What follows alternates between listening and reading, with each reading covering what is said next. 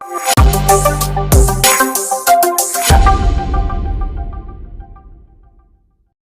Mass മോട്ടോഴ്സിൽ നിന്നാണ്. നമ്മൾ ഹോണ്ടയുടെ ഡിയോ വണ്ടി BS6 മോഡലാണ് വണ്ടിയാണ്. ജനറൽ സർവീസായിട്ട് വരുന്നത്. ജനറൽ സർവീസും ബാക്ക് സൈഡിൽ നിന്ന് ഒരു സൗണ്ടിൻ്റെ കേസ് പറഞ്ഞിട്ടുണ്ടായിരുന്നു. വണ്ടി നമുക്ക് 1,50,000 കിലോമീറ്റർ ഓടിയാണ് വണ്ടിയാണ്. അപ്പോൾ നമ്മൾ സർവീസുമായി ബന്ധപ്പെട്ട വണ്ടി വർക്കിന് കയറ്റിയായിരുന്നു. അപ്പോൾ നമ്മൾ ഓടിച്ച് നോക്കുമ്പോൾ ബാക്ക് സൈഡിൽ നിന്ന് നമുക്കൊരു സൗണ്ട് വേരിയേഷൻസ് ഫീൽ ചെയ്തിരുന്നു.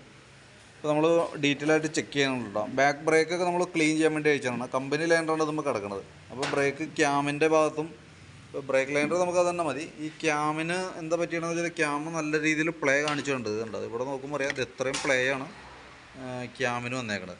അതെന്ന് പറഞ്ഞാൽ നമ്മുടെ ഉപയോഗത്തിൻ്റെ അനുസരിച്ചിട്ടാണ്. നമുക്ക് മാക്സിമം നമുക്ക് നല്ല രീതിയിൽ ഉപയോഗമുണ്ട്. അപ്പോൾ എന്താ പറ്റിയണമെന്ന് വെച്ചാൽ ഈ കേസുമേന്ന് ഓവലായേക്കണാണ് ആ പ്രോബ്ലം കാണിച്ചേക്കണം കേട്ടോ.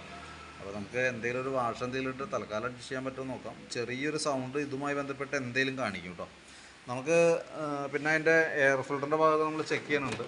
എയർ ഫിൽറ്റർ നമ്മൾ നോക്കുന്ന സമയത്ത് കുറച്ച് പൊടിയൊക്കെ ഉണ്ട്. നമുക്കൊന്ന് ക്ലീൻ ചെയ്ത് റീസെറ്റ് ചെയ്താൽ മതി. കമ്പനി ഫിൽറ്റർ തന്നെയാണ് കിടക്കുന്നത്.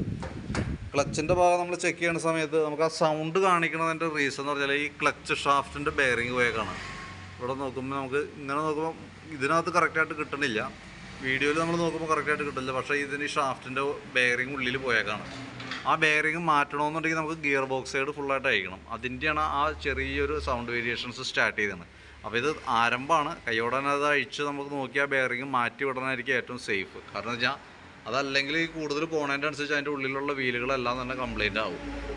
അപ്പോൾ സ്റ്റാർട്ടിങ് ആണ്. ഇപ്പോൾ തന്നെ ഓൾറെഡി സ്റ്റെപ്പ് വീണുണ്ടാവാൻ സാധ്യതയുണ്ട്. അതിൻ്റെയാണ് ആ സൗണ്ട് വ്യത്യാസം കാണിക്കുന്നത്. നമുക്കൊന്ന് അഴിച്ച് നോക്കി അത് ക്ലിയർ ചെയ്യണമായിരിക്കും കുറച്ചുകൂടി ബെറ്റർ. പിന്നെ അതേപോലെ നമ്മളതിൻ്റെ ഈ സൈഡ് ക്ലച്ച് ഭാഗം നമ്മൾ അഴിച്ച് ചെക്ക് ചെയ്യുന്നുണ്ട്. ബെൽറ്റൊക്കെ നോക്കുമ്പോൾ ബെൽറ്റ് പൊട്ടുള്ള കാര്യങ്ങളൊന്നുമില്ല. കമ്പനി ബെൽറ്റ് അല്ല, പക്ഷെ എന്നാൽ പോലും പൊട്ടുള്ള കാര്യങ്ങളൊന്നുമില്ല. പിന്നെ അതേപോലെ തന്നെ നമുക്ക് അതിൻ്റെ variator body, boss drive, roller ആ യൂണിറ്റൊക്കെ നമ്മൾ ചെക്ക് ചെയ്തിരുന്നു. നിലവിൽ നോർമൽ സാധാരണ രീതിയിലുള്ള തേമാനൊക്കെ ഉള്ളൂ. ക്ലച്ച് വെയിറ്റ് വന്ന യൂണിറ്റ് ഫുള്ളായിട്ട് അഴിച്ച് നമ്മൾ ഗ്രീസ് ചെയ്യുന്നുണ്ട്. നമുക്ക് ഈ പിന്നുകളൊക്കെ ഒന്ന് മാറ്റിയിടുന്നുണ്ട്. കാരണം അത് ചെറിയൊരു പ്ലേ കാണിച്ചു തുടങ്ങിയിട്ടുണ്ട്. കാരണം ഇത് നമുക്ക് നല്ല രീതിയിൽ ഓട്ടമുള്ള വണ്ടിയാണ്. അപ്പോൾ അതനുസരിച്ചിട്ട് നമ്മൾ ഡീറ്റെയിൽ ആയിട്ട് എല്ലാ ഭാഗവും തന്നെ ക്ലിയർ ചെയ്ത് പോകുന്നുണ്ട് കേട്ടോ. അപ്പോൾ ഇതിനകത്ത് വരുമ്പോഴത്തേക്ക് നമുക്ക് ഈ പിന്ന്, റോളർ കാര്യങ്ങൾ മാറ്റിയിട്ട് റീസെറ്റ് ചെയ്യാം. ഗിയർ ബോക്സിൻ്റെ ബെയറിങ്ങും ഇത് മാറ്റി റീസെറ്റ് ചെയ്താൽ തന്നെയാണ് ആ കംപ്ലയിൻറ്റ്സ് ഇല്ലാണ്ടിരിക്കുള്ളൂ. അതല്ലെങ്കിൽ വീണ്ടും മേജറായിട്ടുള്ള വലിയ കംപ്ലയിൻറ്റ്സുകളിലേക്ക് പോവും. ഇത് പറയാൻ കാരണം വെച്ചാൽ ഈ സൈഡ് ആ ഷാഫ്റ്റിന് ബെയറിങ് കംപ്ലയിൻറ്റ് കാണിക്കുന്ന സമയത്ത് ഇത് ഇവിടെ തന്നെ നോക്കുമ്പോൾ അറിയാം ഇത് തേമാനം വന്നിട്ട് ഇവിടെ എന്താ പറയുക ഈ പൊടി പോലെ ഇങ്ങനെ കിടക്കുന്നത് മെയിനായിട്ട് വന്ന റീസൺ ആണ്. ഇത് ഗിൽറ്റിങ് പോലെ നോക്കുമ്പോൾ അറിയാം നമുക്കത് കാണുന്നുണ്ട്. അപ്പോൾ അതൊക്കെ ക്ലീൻ ചെയ്ത് കയറ്റാം. അഴിച്ച് അതിൻ്റെ ബെയറിങ്ങൊക്കെ മാറ്റിയിടാം. അതാണ് ഏറ്റവും സേഫ്. അത് അഴിക്കുമ്പോൾ അത് എത്ര ബെയറിങ് പോയിട്ടുണ്ടെന്നുള്ള ദിവസം നമുക്ക് അഴിക്കുമ്പോൾ അറിയാൻ പറ്റുള്ളൂ. എന്തായാലും ക്ലച്ച് ഷാഫ്റ്റിൻ്റെ രണ്ട് സൈഡിലെ ബെയറിങ് മാറ്റേണ്ടി വരും. നമുക്ക് ആ വീൽ പിടിപ്പിക്കുന്ന ഷാഫ്റ്റിൻ്റെ ബെയറിങ് മാറ്റി അടിക്കണതാണ് ഏറ്റവും ബെറ്റർ. കാരണം അല്ലെങ്കിൽ പിന്നെ അതിന് വേണ്ടിയിട്ട് പിന്നീട് നമ്മൾ അഴിക്കാൻ നിൽക്കേണ്ടി വരും. ഇനി അത്രയാണോ കംപ്ലയിൻറ്റ് ഉള്ളതെന്നുള്ളത് നമുക്ക് അഴിക്കുമ്പോഴാണ് അറിയാൻ പറ്റുള്ളൂ കേട്ടോ. അതാണ് വേറെ അവസ്ഥ. പിന്നെ നമുക്ക് അതിൻ്റെ ബാറ്ററിയൊക്കെ നമ്മളൊന്ന് ചെക്ക് ചെയ്യുന്നുണ്ട്. ബാറ്ററി നമ്മൾ ഓരോ സർവീസിലും ചെക്ക് ചെയ്ത് കംപ്ലയിൻറ്റ് പറഞ്ഞു വിടുന്ന ബാറ്ററിയാണ്. പക്ഷേ അത്യാവശ്യം നല്ല രീതിയിൽ തന്നെ വണ്ടി ഉപയോഗിക്കാൻ കിട്ടിയെന്നുള്ളതാണ് വേറെ കേസ്. വോൾട്ട് നോക്കുമ്പോൾ 12 വോൾട്ട് കാണിക്കുന്നുണ്ട്. അപ്പോൾ ഞാൻ ബാറ്ററി നമ്മൾ ടെസ്റ്റിലേക്ക് കൊടുത്തിട്ടുണ്ട്. ടെസ്റ്റിലേക്ക് കൊടുക്കുമ്പോൾ ഓൾറെഡി നമ്മൾ സാധാരണ കാണിക്കുന്ന പോലെ തന്നെ ഡാമേജ് തന്നെയാണ് കാണിക്കണേ. ഇതിപ്പോൾ നമ്മൾ എനിക്ക് തോന്നുന്നു 3-4 സർവീസ് നമ്മൾ ബാറ്ററിന് കംപ്ലയിൻറ്റ് പറഞ്ഞു. പക്ഷേ അത്യാവശ്യം നല്ല രീതിയിൽ വണ്ടി ഓട്ടോ ഉള്ളത് കൊണ്ട് ആണ് ഒരുപക്ഷെ ചിലപ്പോൾ അങ്ങനെ കിട്ടുന്നതായിരിക്കാം. സാധാരണ ഇങ്ങനെ കാണിച്ചു കഴിഞ്ഞാൽ സ്വാഭാവികമായിട്ട് 1-2 മാസത്തിനുള്ളിൽ തന്നെ ഓൾറെഡി ബാറ്ററി മാറ്റേണ്ടി വരാറുണ്ട് സാധാരണ ഓട്ടമുള്ള വണ്ടിയിൽ കേട്ടോ.